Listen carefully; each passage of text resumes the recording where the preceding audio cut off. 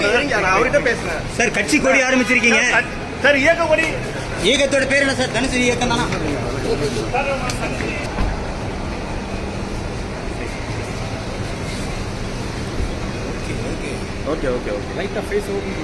நடிகர் தனுஷ் கிட்ட சென்னை ஏர்போர்ட்ல பத்திரிகையாளர்கள் நீங்க புதுசா கட்சி கொடிய அறிமுகப்படுத்திருக்கீங்க, அதை பத்தி சொல்லுங்க சார், அண்ட் இயக்கத்துடைய பெயர் என்னன்னு தனுஷ் கிட்ட விடாப்படியா கேள்வி கேட்டிருக்காங்க.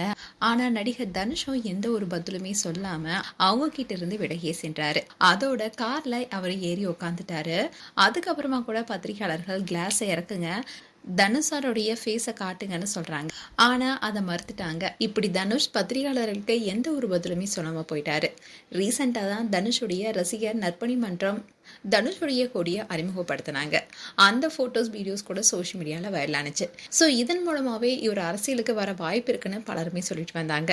ஆனால் இது வரைக்குமே அந்த கொடியை குறித்து எந்த ஒரு பதிலுமே சொல்லாம தான் இருக்காரு தனுஷ். இப்படி இருக்க சூழல தான் இவர்கிட்ட பத்திரிகையாளர்கள் கேள்வி கேட்டதும் அதுக்கு எந்த ஒரு பதிலும் சொல்லாமல் போயிருக்காரு. ஸோ இதை பார்த்த நெட்டிசன்ஸ் எல்லாருமே நீங்கள் அரசியலுக்கு வரலன்னா வரலன்னு சொல்லியிருக்க வேண்டியதானே, இல்லைனா இது ரசிகர் மன்றத்துக்கான கொடின்னு நீங்கள் சொல்லியிருக்கலாமே. அப்படி இருக்கும் போது எதுக்காக பத்திரிகையாளர்களுடைய கேள்விக்கு எந்த பதிலுமே சொல்லாம விலகி செல்றீங்கன்னு பலரும் பலவிதமான கேள்விகளை எழுப்பிட்டு வராங்க.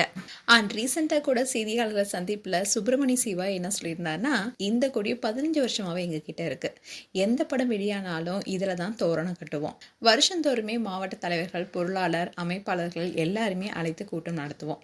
ஆனா இப்போ அது சிலர் கார்ல மாற்றுறதும் இதை புதிய கொடின்னு அறிமுகம் பண்றதுன்ற தகவல் பரப்பிட்டு வராங்க. ஆனா இது எங்க கிட்ட பல வருடமா இருக்கிற கொடின்னு சொல்லியிருக்காரு.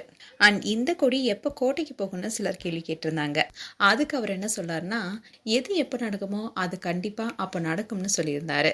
இப்படி ஒரு பக்கம் போயிட்டு இருக்க, இன்னொரு பக்கம் தனுஷோ இப்படி பத்திரிகையாளர்களுக்கு எந்த பதிலும் சொல்லாம போயிருக்கிறதா பலருக்குமே அதிர்ச்சி கொடுத்திருக்கு. மேலும் தனுஷ் குறித்து உங்களுடைய கருத்துக்களை கமெண்ட் செக்ஷன் சொல்லுங்க. இது போன்ற வீடியோஸை பார்க்க நியூஸ் தமிழ் கிட்ஸ் சேனலை சப்ஸ்கிரைப் பண்ணுங்க அண்ட் மறக்காம நோட்டிஃபிகேஷன் பட்டனை கிளிக் பண்ணுங்க.